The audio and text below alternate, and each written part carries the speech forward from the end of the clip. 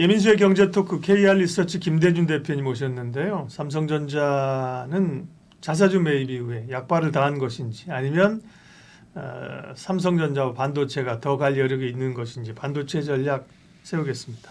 그러게요. 10조 원 규모의 자사주 매입, 3조 원은 소각하고 그죠? 네. 나머지도 필요하면 하겠다. 네. 그리고 뭐 주가가 발표한 날 미리 움직였죠. 그러니까요. 장중에 금요일 날 움직이고. 끝나고 발표했죠. 네네. 네. 그 이제 한 이틀 동안 막 그날 7%가 올랐구나 주가가 올랐는데 너무 세게 올랐는데 근데 끝나고 발표해서 그죠. 그렇죠.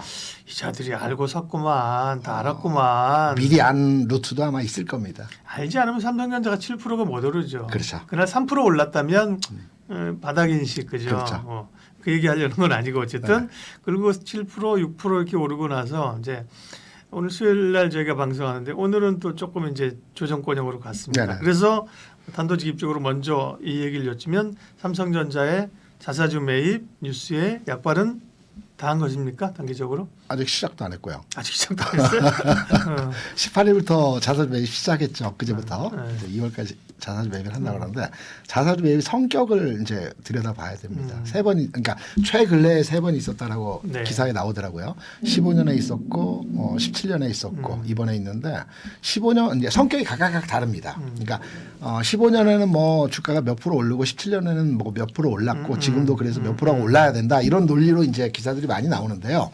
제가 보는 관점에 삼성전자의 자사주는 15년과 17년 지금이 성격이 전혀 다르고요. 상황이 다릅니다.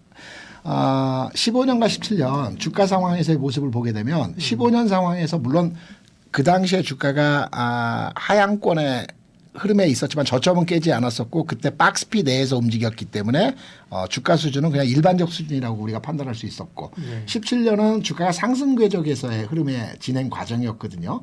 15년에는 왜 그럼 자사주 매입을 한 10조 정도 했느냐? 2014년 말에 이건희 회장이 이제 갑작스런 이제 그 병원 입원을 하게 됐어요. 그래서 삼성그룹에 대한 위기설들이 그때 막 시장에 그 정체성, 그러니까 위기적 리더십 뭐 이런 얘기들이 시장에 많았었거든요. 이거를 불식시키기 위해서 그때는 10조 정도 매수를 했다라고 판단이 되는 내용에서의 진행이었고요. 17년도에는 또 어떤 현상에서의 흐름이 있었냐면 이건 회장이 아마 19년, 20년도에 아마 돌아가셨을 겁니다. 이때는 이제 그 어차피 뇌사 상태였기 때문에 이후에 이제 상속세와 관련된 또 지배구조와 관련된 내용이 그 중요한 때였어요. 네, 네. 삼성그룹 같은 경우는 삼성물산이 지주회사이고 그 아래단에 삼성생명이 있고요. 그 아래단에 삼성전자가 있습니다. 그런데 이제 주주가치를 강화를 시키려고 하면은 삼성생명의 지분을 약화를 시켜야 되거든요. 근데 삼성생명은 그 금산법에 있어서 일부 종목, 특정 종목 10% 이상 가지게 되면 매각을 하게 되어 있습니다. 그래서 삼성전자를 소각하게 되면 지분율이 높아지기 때문에 시장에 매각해야 되고 그러면 지배력이 강화되는. 그래서 성격이 15년과 17년이 다르고 지금이 다르다는 논점이고 네. 지금은 단순하게 주가 부양을 하기 위해서 10조 규모로 그 단행을 한 거거든요. 그래서 아직 시작도 안 했다라고 말씀을 드리는 건 뭐냐면 18일부터 자사주 매입을 시작을 했고 이게 2월까지 이제 1차적으로 그 자사주 매입을 할 겁니다. 네. 첫 번째. 우리가 자사주 매입을 하면 뭐 삼성전자뿐만 아니고 다른 기업들도 마찬가지지만 주가가 막 올라갈 거라고들 다들 생각하시는데 통상적으로 자사주 매입 발표를 하게 되면 매입을 시작을 해서 진행을 하게 되면 주가가 매입 발표 전후로 해서는 주가가 올라가지만 실제 매입 기간에 주가가 막 올라가지 않아요. 왜냐하면 자사주 매입의 규정이 뭐 몇 가지가 있습니다. 전날 종가 수준에서 한두 틱, 장중에는 또 한두 틱. 그렇죠. 막 올려서 할 수 있는 건 아니죠. 네, 받기만 해야 되고 뭐 등등등 여러 가지 자사주 매입 규정이 있는데 자사주 매입이라고 하는 것이 주가 하락을 방어하는 겁니다. 원칙적으로. 올려서 살 수는 없기 때문에. 그렇죠. 그래서 하락을 방어하는 게 첫 번째 요인이고요. 그럼 최근에 그 약발 다 했느냐라고 많이 말씀들 하시는데 단순하게 이제 판단을 해보면 삼성전자 물론 88,000원 고점을 판단하는 것이 아니고 최근래에서의 상황을 보게 되면 6만 원대에서 5만 원대까지 빠졌어요. 한 20% 빠졌거든요. 5만 원대에서 5만 8천 원까지 한 15% 17% 올라왔어요. 어찌됐건 간에 자사주 매입 내용으로 인해서 그러면 20% 빠지고 17% 올라왔으면 단순하게 여기서 일부 조정을 거쳐야 되는 그러니까 기간 조정을 거쳐야 되는 과정에서의 진행 단계라고 보고 있거든요. 그래서 삼성전자의 앞으로의 자사주 매입은 뭐 2월까지 그리고 그 이후에도 뭐 추가로 7조 원 정도 진행이 될 수 있는 여지가 있는데 네. 이러한 상황에서 본다면 추가적인 주가 하락을 제어할 수 있는 방어적 역할을 할 수 있고 앞선 시간에서 말씀드렸다시피 시장의 상황이 개선되는 흐름들이 진행이 되게 되면 삼성전자의 탄력은 좀 더 강화할 수 있는 매수세가 뒷받침되는 이런 현상들이 나타날 수가 있습니다. 그러면 여기서 하나 또 짚어야 될 게 외국인의 매도이죠. 저는 외국인의 매도를 이렇게 보고 있어요. 외국인의 매도 동향 그러니까 창구 동향을 최근에 한두 달 내에 매도 동향을 쭉 보게 되면 일관된 그 창구 동향이 아닙니다. 그러니까 뭐냐면 10월 달은 예를 들어서 10월 달에는 모건이 집중적으로 팔았다고 하면 11월 달은 JP가 팔고 JP가 모건이잖아. JP 모건이죠.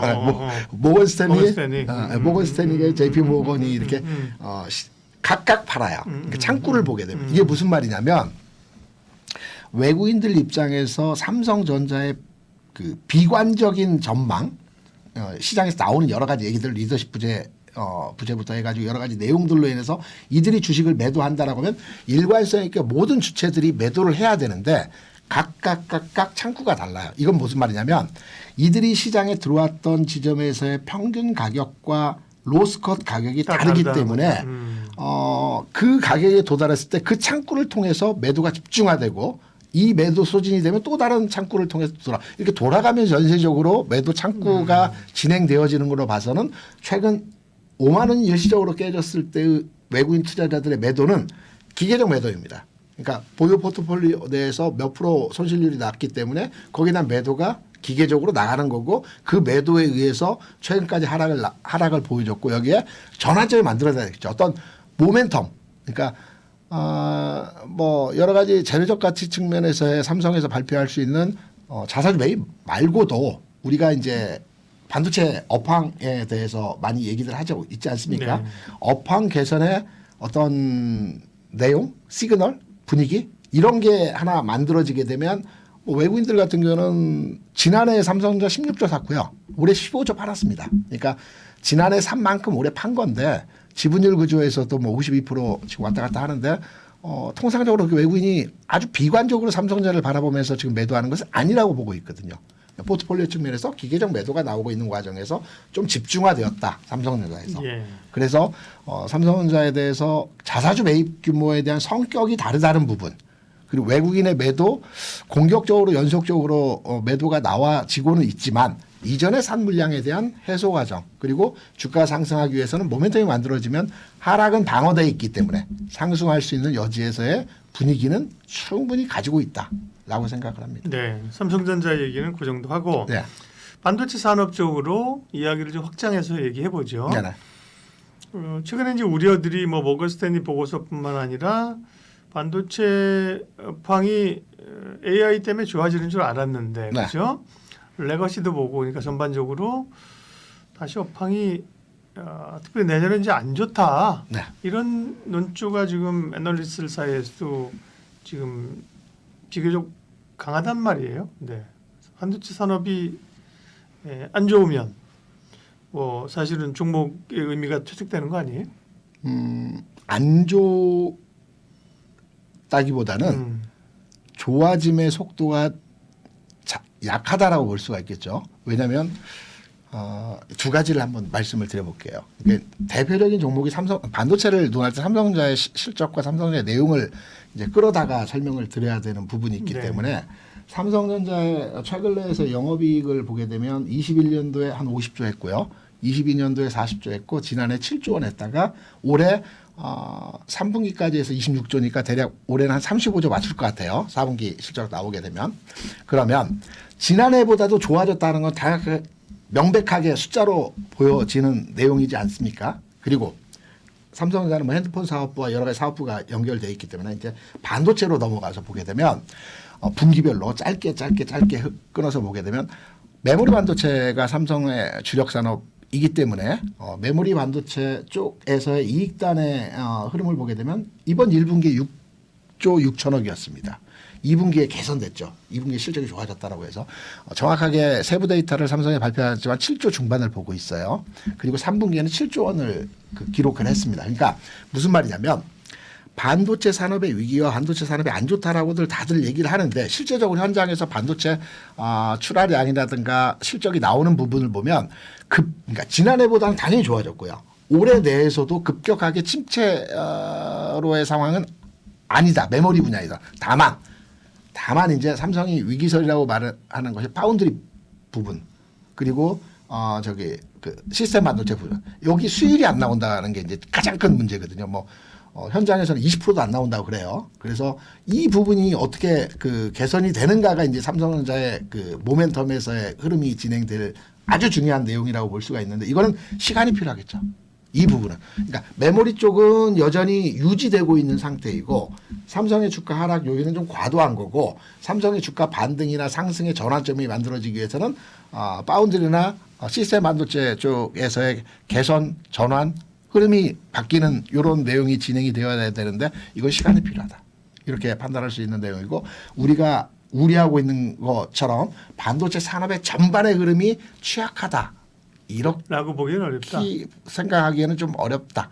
그냥 성장이 아직 머물러 있다. 요 정도 선으로 이해를 하시면 될 것 같고 거기에 관해서 관련된 산업의 종목들, 뭐 소부장을 비롯해서 반도체에 연관된 종목들의 주가는 이미 뭐 고점을 논하지 않더라도 최근 내의 주가 상황 대비해 3분의 1토막씩 다 나 있는 상태거든요. 대부분의 종목들이.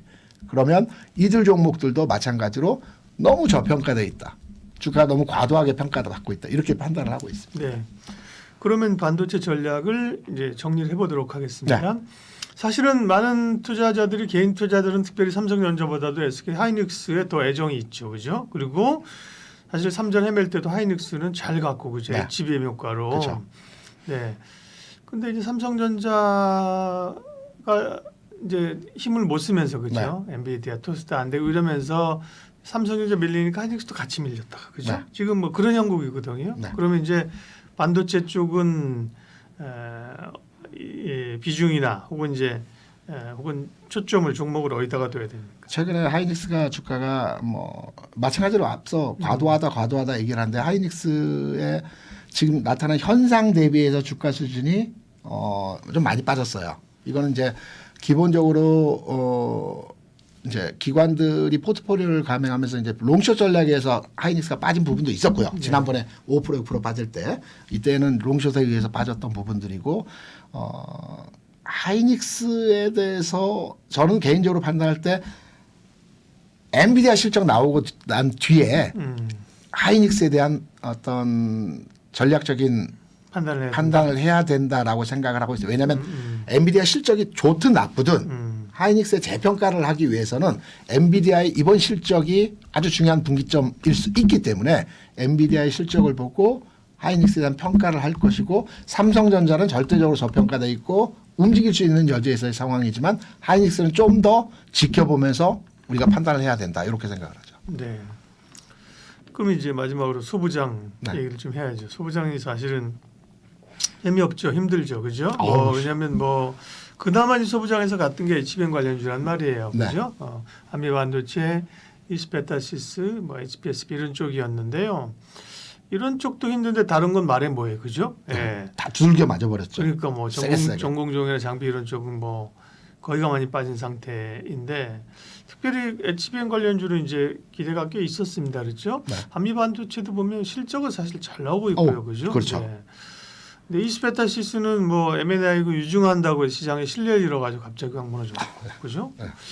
HPSP도 이제 ST하고의 분쟁도 마무리됐고, 그죠? 그렇죠. 뭔가 좀 될 만한 분위기긴 해요. 네, 그래서 소부장, 특별히 HBM 관련주들 기업으로 해서 좀 아이디어 어떠신지? HBM과 관련된 소부장 내의 종목들이 반도체 시장에 개선이 일어나지고 이들이 다시 움직일 것인가라고 판단했을 때는 약간 저는 퀘스천입니다. 왜냐하면 너무 무거워졌어요. 그러니까 가격의 형태를 빗대어서 말씀드리는 게 아니라 개인의 선호도 측면에서 너무 집중화되어 있는 상황이기 때문에 이 이후에 시장 상황이 개선이 된다 하더라도 주가는 좀 무겁게 움직일 가능성이 있기 때문에 예. 소부장 내에서의 포트폴리오 변경도 필요하지 않겠나라고 생각을 합니다. 어떻게? 1차적으로 소부장단에서 가장 먼저 움직이는 건 소재단이거든요. 소재단에서 주가 움직임이 어차피 빠진 거는 각도는 거의 비슷합니다. 그런데 반도체 업황이 좋아지는 삼성전자의 흐름이 개선되는 상황에서 소부장단에서 먼저 움직이는 흐름이 나타나게 된다면 소재 분야에서의 한솔케미칼 같은 종목들 이러한 종목들 소재단에서의 종목들이 먼저 움직일 개연성이 있기 때문에 네. 하락의 동지세미캠 이런 거. 그렇죠. 동지세미캠 같은 종목들 이런 종목들로 오히려 개인적인 판단으로서는 옮겨 타는 건 어떠할까. HBM은 무거워졌기 때문에 이후에 상황을 보고 판단해야 되고 네. 먼저 조정을 받고 그래도 비교적 개인의 선호도가 오랜 기간 주가를 하락해서 약화되었던 소재단의 종목들이 먼저 움직일 가능성이 있지 않을까라고 생각을 합니다. 네. 반도체 투자 전략 김대준 대표님 함께했습니다. 고맙습니다. 네.